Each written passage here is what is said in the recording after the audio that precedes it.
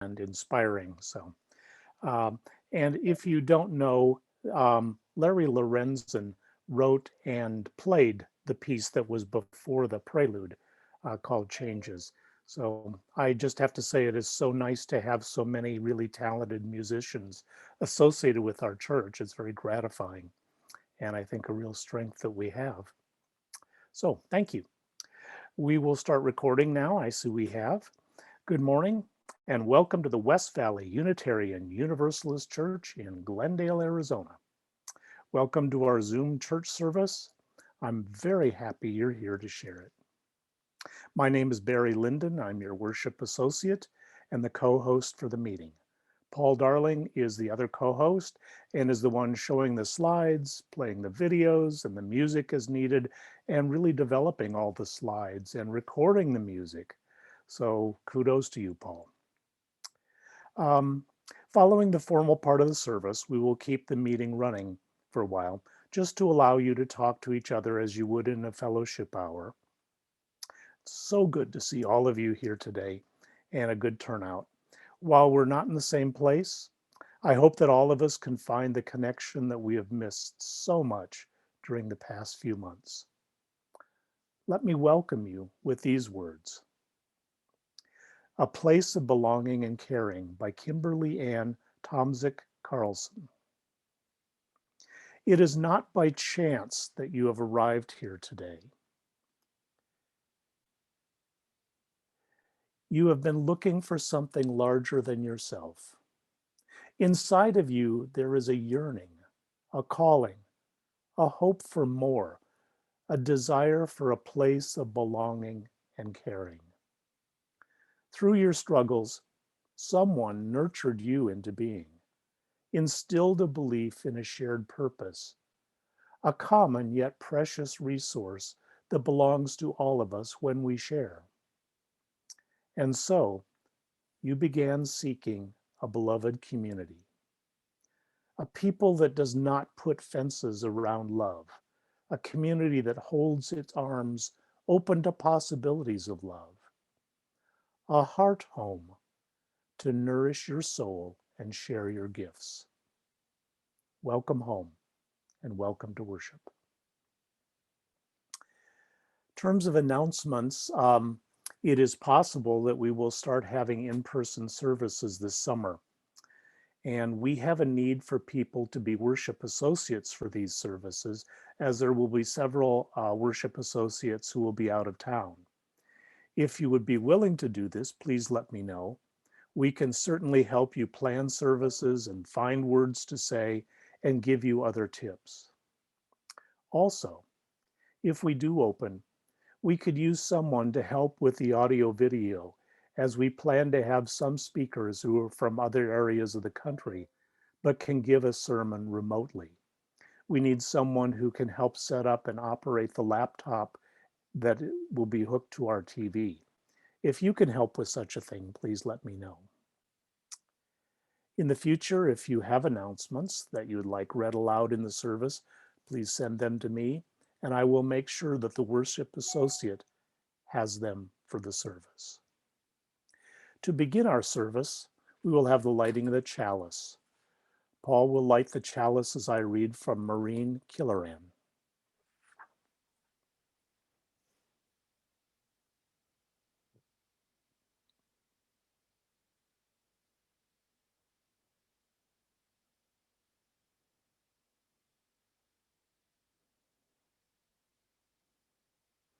Thank you, Paul. By the way, didn't you have that shirt on last week? We come together without creed.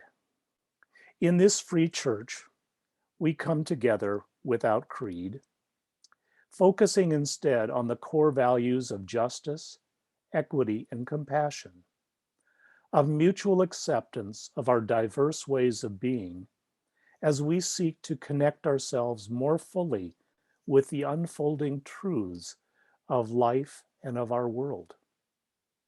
We come together in shared conviction that all people deserve a voice in matters that concern them, and that it is up to each of us to protect the rights of all, particularly those who for whatever reason, have long been held in silence. We come together in the stubborn belief that community is possible and that peace is more than a dream. We commit together to affirm in our actions, as well as our words, the inherent worth and dignity of every human being. We come together in awareness of our interdependence with all humanity and with the wider web of existence, for that too is part of what is meant by we. In this free church, we come together without creed, believing that the way we live in the world bears testament to the value of our beliefs.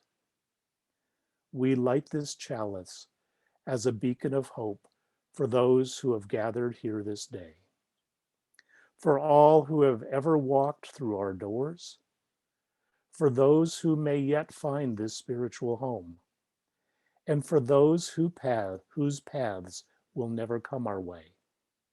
For all this, and for all those things we dare to hope and dream, we kindle our chalice flame this day. Here are our opening words. Our uniqueness, our individuality, and our life experience molds us into fascinating beings. I hope we can embrace that. I pray we may all challenge ourselves to delve into the deepest resources of our hearts, to cultivate an atmosphere of understanding, acceptance, tolerance, and compassion. We are all in this life together.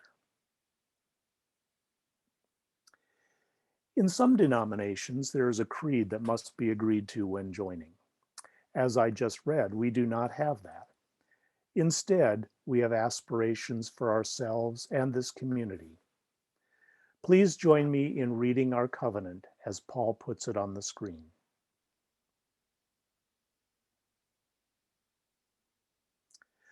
Love is the doctrine of our congregation.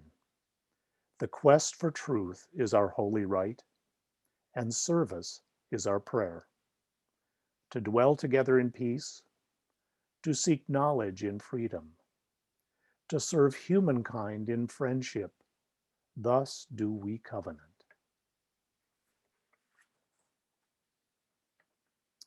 Back when we were meeting in person, Sharon Moore developed some readings on our UU principles, and we included them in our services to remind ourselves about our principles. Here is one.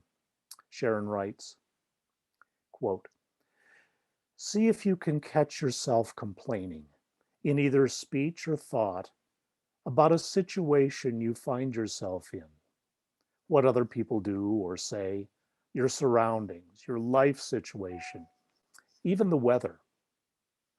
To complain is always non-acceptance of what is. It invariably carries an unconscious negative charge. When you complain, you make yourself into a victim. When you speak out, you are in your power. So change the situation by taking action or by speaking out if necessary or possible. Leave the situation or accept it. All else is madness." That's by Eckhart Tolle in The Power of Now. Please let me share with you the following meditation by Peter Morales, who I believe used to be president of the UUA, called Experience Connection. What does deep spirituality feel like to you? Spirituality is impossible to define and difficult to describe. For me, it feels like connection. Connection to myself, to others around me, to the earth and all of creation. Connection to myself feels like deep peace, awareness, calm, authenticity. Connection to others feels like compassion, community, acceptance, and enduring love. Spirituality is not an idea, it is an experience. When I experience connection, dividing lines disappear.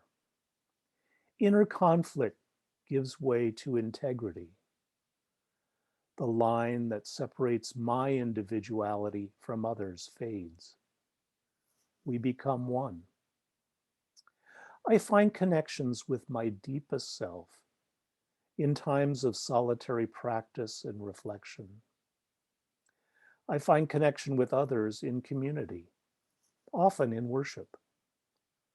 All the great spiritual traditions teach this. Today, the connection with creation, with the earth and the cosmos, may be the most difficult. We live in artificially controlled environments that separate us from the natural world. More than humans at any other time, we live separated from the natural world, the world from which we emerged and that sustains our lives. We so very much need to experience our world. We need to let go of controlling our world and allow ourselves to become one with it. We find ourselves when we lose ourselves. May we connect, really connect. When we do, it changes everything. And again, that was from Peter Morales. We have reached the time in the service when we have the opportunity to give back to this congregation, to show your generosity and love.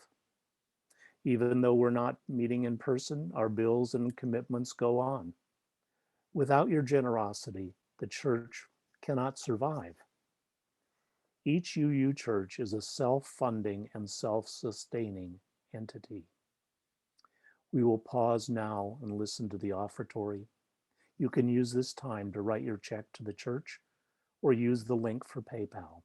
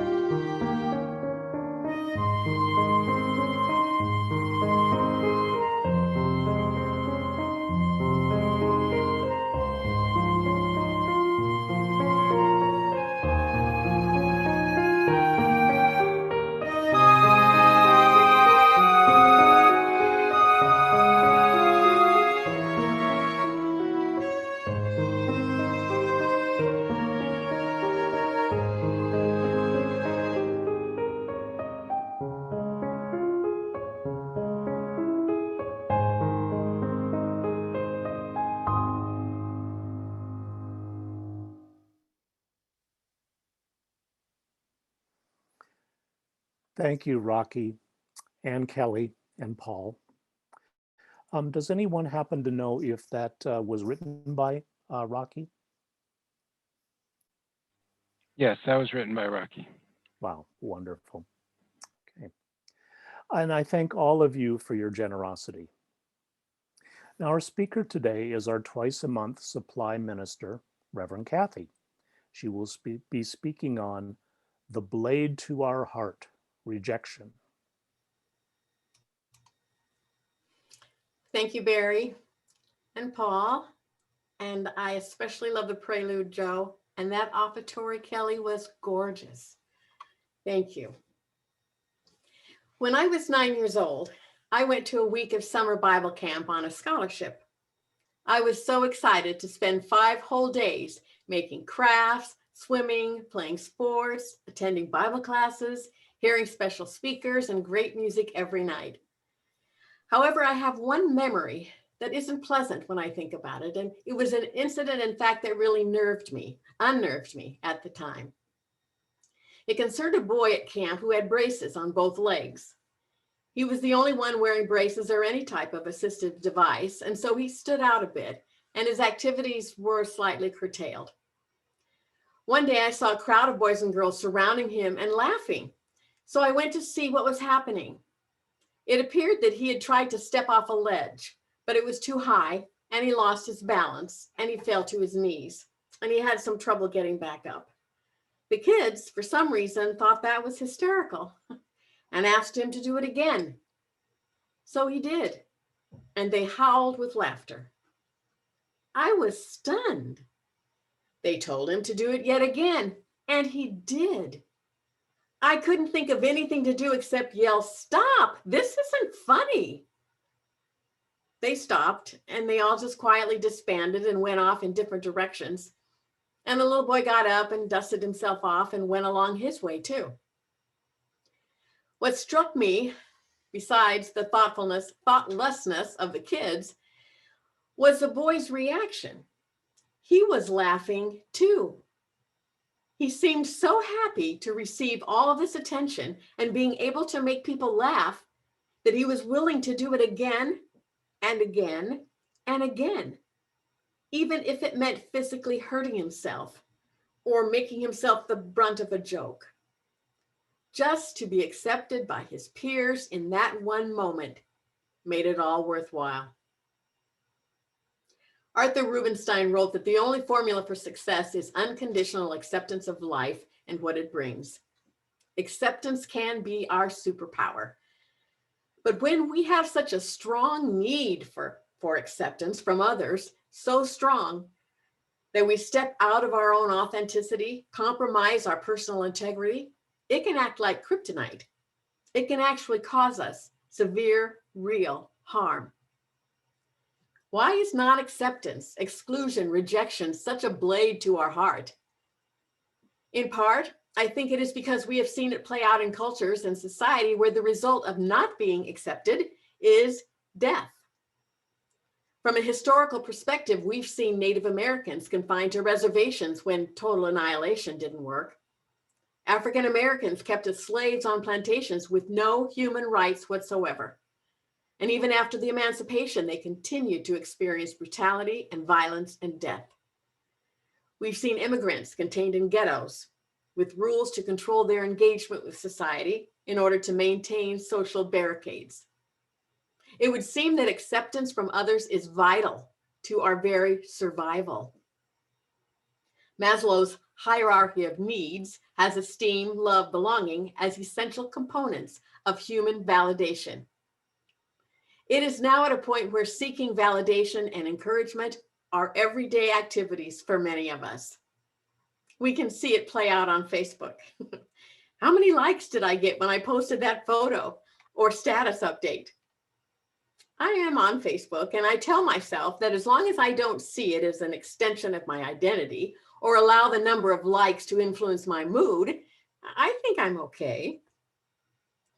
When I find that it does affect me, maybe just a little, I am reminded of a quote from Tara Brach's book, Radical Acceptance.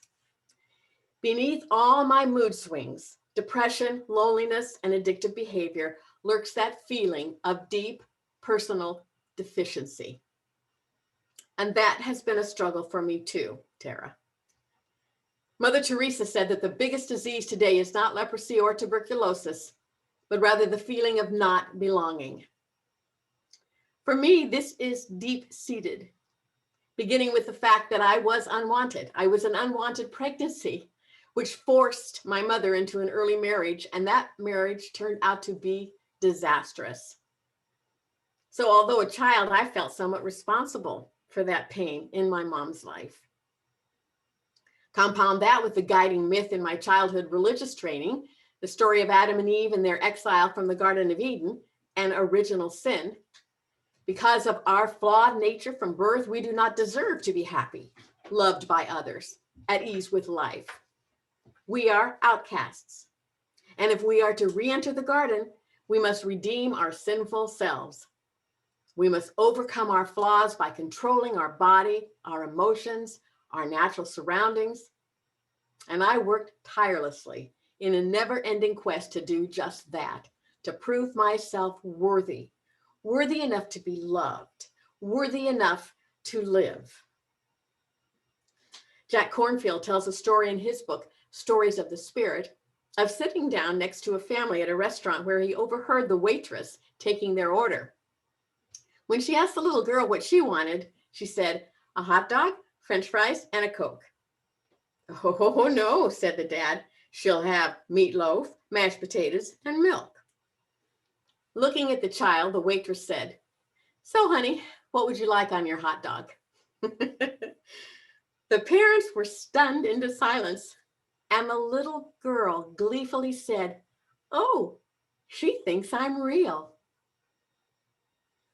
I was that little girl. I believed I was placed on this earth to glorify God, make my family proud, and that meant subjecting, changing, repressing everything about the real me in order to please Jesus first, others second, and myself last. That was the formula for joy. Jesus, J, others, O, and you, Y. Last, joy. There is some logic to this. As we gain others' approval, make them happy for a moment, we do feel pretty good about ourselves. It seems like the perfect path to take, and it's the one we can continue on for many years, believing it reduces our anxiety about disapproval. In fact, it can work pretty well in getting people to like us. We avoid having them disapprove of our actions, and we get to enjoy that nice little pat on the back every once in a while. But there will come a time when the constant seeking of approval will run its course. And the very behavior that brought us so many feelings of accomplishment will eventually become the problem itself. When that path did run its course in my life, I realized that the more desperate I was for approval and validation, the more I didn't get it. The less approval that I got, the more desperate I became. It was a vicious cycle that I was stuck in until it all came crashing down. Then that day I chose to approve of myself no matter what. Whenever we reach for something in the outside world to give us what we should give ourselves, we set ourselves up for disappointment. We set ourselves up to live a life we don't particularly want, but will fit with what other people expect of us. We don't dare take a chance on something that might bring on a disapproving stare or low rank on the social status meter. We do what's expected of us. We do what others want for us and from us. In return, we get their approval. But we only get it at the expense of discovering what we want and being our true selves. When we seek others' acceptance, we miss opportunities to learn how to accept and approve of ourselves, even when others don't. Confucius once said, "What the superior man seeks is in himself. What the small man seeks is in others." This quote just means that whatever approval or validation you seek must be found in you. I used to live on the approval and acceptance of others. If I was beautiful when someone said so. I was brilliant when someone said so. I was slim, fat, short, tall when someone told me so. That was how I lived my life, and it was a hard life. But even with my new awareness and moving away from the myth of original sin, I still carried some unconscious baggage. Buddhist teacher Chogyam Trungpa writes that ego can convert anything to its own use, even spirituality. I believe that if I were just disciplined enough in my newfound spiritual practices, I would eventually be wise and free.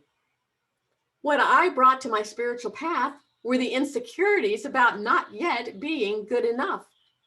I thought spirituality would be a way out, offering me a purifying path of transcending my flawed nature. Tara Brach calls this the trance of unworthiness. It is a trance because we are rarely aware of how thoroughly this falling short, missing the mark, affixes itself to everything, our relationships, our work, to many moments of daily life. She writes that when we're in this trance, we are living in an imprisoning perception of who we are. When the trance is strong, our beliefs and feelings of deficiency prevent us from being intimate and authentic with anyone. We sense that we are intrinsically damaged, and we are deathly afraid that others will find that out if they get too close. Because the fear of failure, of rejection is constant, it is difficult to lay down our hypervigilance and just relax. Instead, we are consumed with hiding our flaws and trying to be a better person. We take all of life personally. If something is wrong, it is translated into something is wrong with me. Even if we know we did not cause the problem, our response to it is somehow insufficient, and we just tend to make things worse for everyone. I am not alone in feeling this way.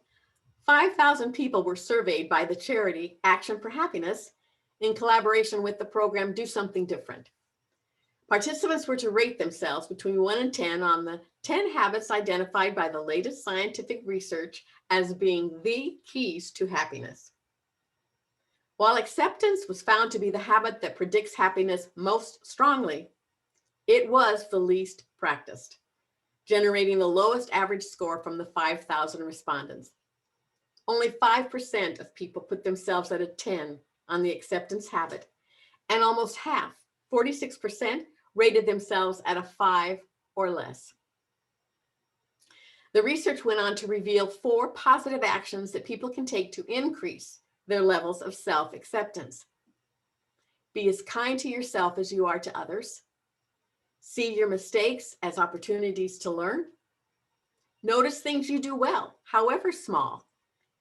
And spend some quiet time by yourself, tuning into how you're feeling inside, and try to be at peace with who you are. There is absolutely nothing wrong with wanting validation and acceptance from others. We are creatures of love. How can you love something or someone without validating and accepting it to some degree? The problem comes when we cannot feel good about who we are without the validation of others. It is a great feeling to gain the approval of people we care about. But what are you going to do when no one supports you? Not move forward? Aristotle said, criticism is something you can easily avoid by saying nothing, doing nothing, being nothing. You can move forward without the desperate need for acceptance and validation. And most people in the world who have done game-changing things often went ahead, though many disapproved or didn't understand. There is a special kind of relief in the ability to make decisions without needing the approval of others. Breathe deeply that sigh of relief and recite Rochelle Goodrich's mantra. What do you mean I have to wait for someone's approval? I am someone. I approve. So I give myself permission to move forward with my full support.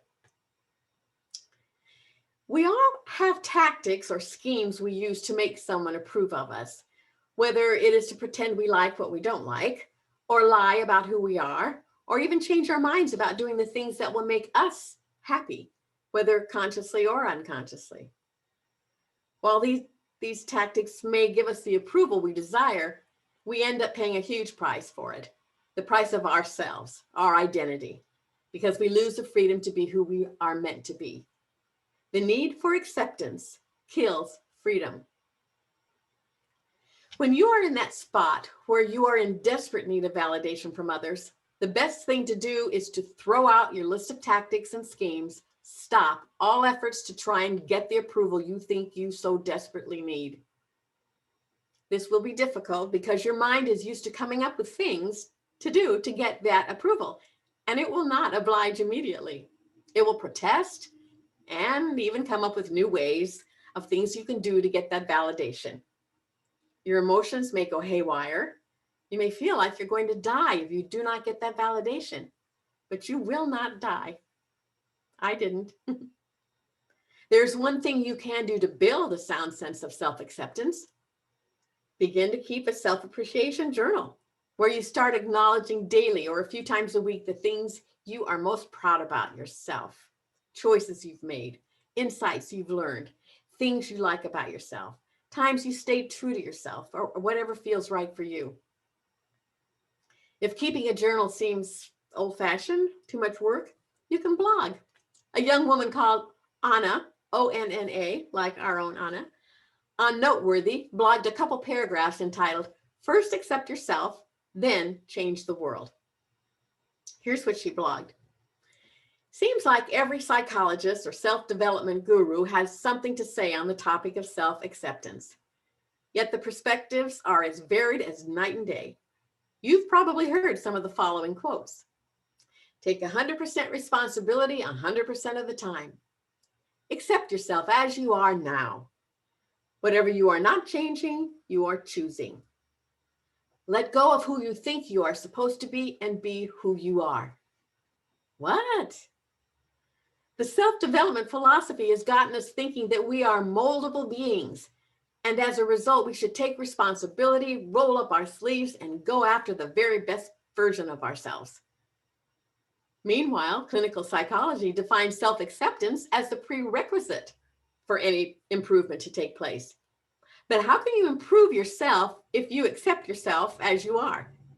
Or why even improve yourself if you're okay with who you are now? Where is the drive? Many of us don't take self-acceptance as part of our self-development journey. We often just take massive action forward, hoping that eventually something will stick. So how does accepting yourself make things different or better? The difference is huge, but also unapparent, which is why many of us miss it. It's a story of a feeling. This difference of a feeling tone creates two styles of improving oneself and subsequently the world. I feel hate for myself, so I must change, or I fully accept myself, and I would also like to improve myself. Clearly, humans didn't stop evolving when we got opposable thumbs. We are ever evolving beings, and because of our nature, there will always be something new we will desire. We will never stop wanting more. Perfection doesn't exist. It's a myth that someone sold us a long time ago, and ever since then, we are doomed to chase it. So since we can't help but chase the best version of ourselves, we will never reach it. Yes, exactly. That is why self-acceptance is essential to happen here and now. It will grant you inner peace while paving the way to feeling good more often. Set yourself free. It's vital to recognize that we will continuously stray away from our pursuit of perfection. Whether we practice cheat days or bad days, there will always be occurrences that will fall under the category of failure. Allowing yourself the space for slips, mistakes, or bad choices is a crucial ingredient in this journey, because not all of you is amazing. Therefore, every little part of you, no matter how stinky it is, deserves to get recognized because it's a real part of you. This is called radical self-acceptance. And to ensure your self-acceptance journey doesn't serve you as an excuse to stay in one spot for the rest of your life, use this simple trick. Make the awful and unacceptable part of yourself an element in the story of your life. Embrace this imperfection, and it will serve you as the wind in your sails and help to push you further. Not to run away from it, but to integrate it and have it serve you. For example, move from, oh, I hate that sinful dessert. Oh, I ate that sinful dessert yesterday, so today I'm allowed to eat only veggies. Move to, yesterday I realized how bad I felt after eating that dessert. Maybe I should find a healthier option today to treat myself. The truth is, allowing yourself to be authentic gives people around you permission to do the same. And the more of us that show up as wounded weirdos, the more people will cut the addiction to other people's approval. Next thing you know, the majority of the world is freed of ridiculous constraints that make us pretend we are normal. Break free. The world needs you. My closing words are from Tara Brach, from her book, Radical Acceptance.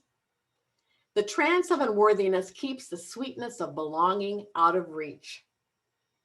The path to the sweetness of belonging is acceptance. Acceptance of ourselves and of others without judgment. It's the without judgment that makes it radical. Blessed be. Wow, thank you, Cathy, for again your enlightening and meaningful words. For the years that you've been our supply minister and speaker, you've given a number of extremely moving and inspiring services. I remember thinking, for many months in a row, that you've topped yourself again and couldn't possibly top that. And yet you've done so over and over. Most of you know that this is Reverend Cathy's last Sunday with us, and we're really sorry to see her leave. But at the same time, grateful that we have known her. We wish her the best in her continuing life journey with many new and meaningful adventures. We've sent a card to her. Since we can't join together yet, there wasn't a way to have each of us sign it as much as we would like that.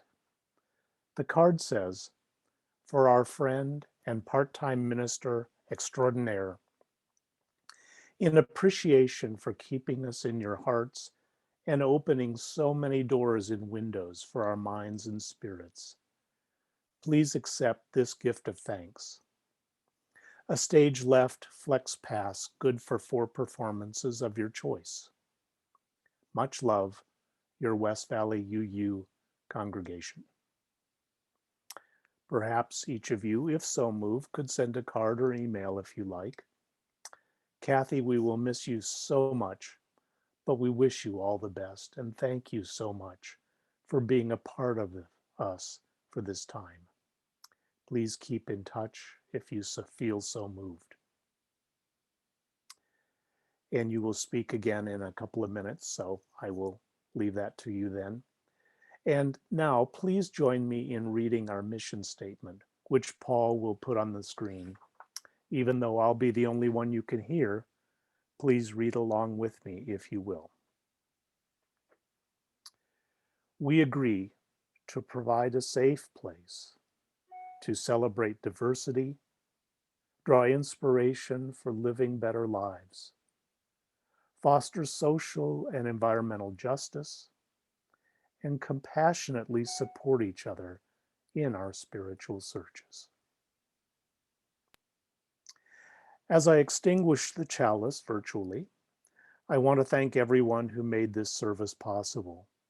Paul for hosting and developing the slides and music, Joe and Rocky and Paul for the music, and of course, Reverend Cathy for our talk. I also want to thank all of those who work behind the scenes to make this church a going concern. Reverend Cathy will now have our benediction. May all our hours together be as blessed as this one has been, by open-hearted sharing and learning from one another.